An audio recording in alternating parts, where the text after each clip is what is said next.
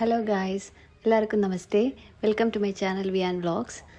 ഞാൻ എൻ്റെ ലാസ്റ്റ് വീഡിയോയിൽ പറഞ്ഞിരുന്നത് പോലെ എൻ്റെ അനിയത്തിക്ക് അവൾ പ്രഗ്നൻ്റ് ആയിരുന്നത് കൊണ്ട് അവളുടെ ഡെലിവറി ഡേറ്റ് അടുത്തിരുന്നത് കൊണ്ട് എൻ്റെ കല്യാണത്തിന് പങ്കെടുക്കാൻ സാധിച്ചിരുന്നില്ല. അപ്പോൾ അവൾക്ക് വേണ്ടിയിട്ട് ഞങ്ങൾ ചേർത്തലയിൽ റിസപ്ഷൻ അറേഞ്ച് ചെയ്തിരുന്നു. അപ്പോൾ അതിൻ്റെ ദൃശ്യങ്ങളാണ് നിങ്ങളിപ്പോൾ കണ്ടുകൊണ്ടിരിക്കുന്നത്. ഇതായിരുന്നു ഞങ്ങളുടെ കോസ്റ്റ്യൂം. ഞങ്ങളുടെ റിസപ്ഷൻ നടന്നത് ചേർത്തല കമ്പിക്കവലയിൽ കോഓപ്പറേറ്റീവ് ബാങ്കിൻ്റെ മുകളിലത്തെ ഫ്ലോറിൽ അവിടെ ഒരു ഓഡിറ്റോറിയം ഉണ്ട്. അവിടെയായിരുന്നു ഞങ്ങളുടെ റിസപ്ഷൻ ഞങ്ങൾ നടത്തിയത് കേട്ടോ. November 16, 2024 ഞങ്ങളുടെ റിസപ്ഷൻ.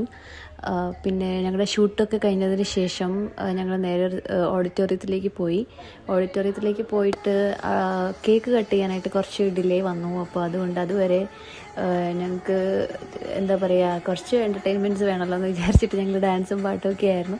പാട്ട് കേട്ട് കഴിഞ്ഞാൽ പിന്നെ എനിക്കോ എൻ്റെ അനിയത്തിമാർക്കോ തുള്ളാതിരിക്കാൻ പറ്റില്ല. അതെവിടെയാണെങ്കിലും ശരി. ഇതാ അവിടെ ഇരിക്കുന്നുണ്ട്.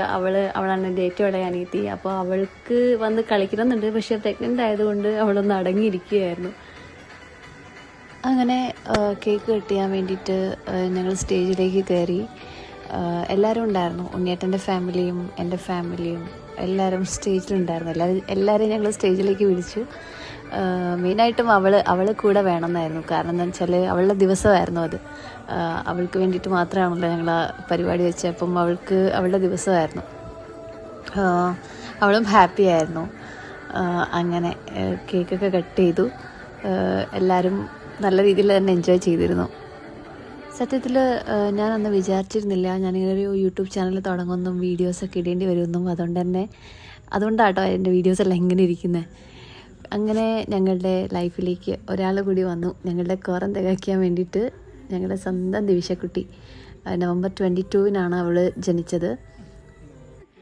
ഞാൻ കല്യാണം കഴിച്ച് പോയിരിക്കുന്നത് മലപ്പുറത്തേക്കായതുകൊണ്ട് മലപ്പുറം ടു ചേർത്തല 4-5 മണിക്കൂറുണ്ട്. നിങ്ങൾക്ക് എല്ലാവർക്കും അറിയാമായിരിക്കുമല്ലോ. അപ്പോൾ അതുകൊണ്ട് തന്നെ അവൾ ജനിച്ച ഉടനെ തന്നെ എനിക്ക് വന്ന് കാണാനായിട്ടുള്ളൊരു ആക്സസ് ഉണ്ടായിരുന്നില്ല. അത് കഴിഞ്ഞിട്ട് ഞങ്ങൾ നെക്സ്റ്റ് വീക്കെൻഡിലാണ് കുഞ്ഞിനെ കാണാനായിട്ട് വന്നത്.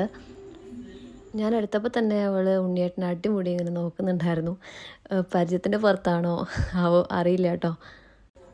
പിന്നെ ഞങ്ങൾ പോയത് വാവയുടെ നെയിമിങ് സെറിമണിക്കായിരുന്നു. ആക്ച്വലി ഞങ്ങളുടെ കല്യാണം ഞങ്ങൾക്ക് 2 രീതിയിൽ നടത്തണം, അതായത് 2 ആചാരപ്രകാരം നടത്തണമെന്ന് ഞങ്ങൾക്ക് ഭയങ്കര ആഗ്രഹം ഉണ്ടായിരുന്നു. പക്ഷേ അൺഫോർച്ചുനേറ്റ്ലി അത് നടന്നില്ല. അതുകൊണ്ട് തന്നെ ഞങ്ങൾ വാവയുടെ ഫംഗ്ഷൻ 2 ആചാരപ്രകാരം നടത്താനായിട്ട് ഞങ്ങൾ തീരുമാനിച്ചു. അങ്ങനെ ഫസ്റ്റ് 28 കെട്ടായി. 28 കെട്ട് ഒബ്വിയസ്ലി നമ്മൾ 28 ഡേ 27 ഡേ ആ ഒരു ടൈമിലാണല്ലോ ചെയ്യുക. അപ്പം ഫസ്റ്റ് അതാണ് ചെയ്തത്. ചെറിയ രീതിയിലാണ് നടത്തിയത് കേട്ടോ ഫംഗ്ഷൻ. വലിയ ഫംഗ്ഷനായിട്ടൊന്നുമല്ല. വാവയുടെ അച്ഛനും അമ്മയും പിന്നെ അച്ഛൻ്റെ വീട്ടുകാരും മാത്രമേ ഉണ്ടായിരുന്നുള്ളൂ. അങ്ങനെ അവരെല്ലാവരും വന്നു. അച്ചാച്ചൻ അവൾക്ക് നൂല് കെട്ടിക്കൊടുത്തു. നൂല് കെട്ടുന്നതിൻ്റെ ഇടയിലും അവൾ കുറച്ച് വഴക്കാളിയായിരുന്നു. പിന്നീട് അവൾ ഓക്കെ ആയി. കെട്ടുന്നതിൻ്റെ ഇടയിൽ അവൾ കരയുന്നൊക്കെ ഉണ്ട്. പിന്നെ അതിനുശേഷം നമുക്ക് ഫസ്റ്റ് തന്നെ കാതിൽ ദൈവങ്ങളുടെയോ ദേവിയുടെയോ പേര് ചൊല്ലണമെന്നുണ്ട്. അപ്പോൾ അത് ചൊല്ലേണ്ടത് കുട്ടീൻ്റെ അച്ചച്ചനാണ്, വാവയുടെ അച്ചച്ചനാണ് അത് ചൊല്ലേണ്ടത്.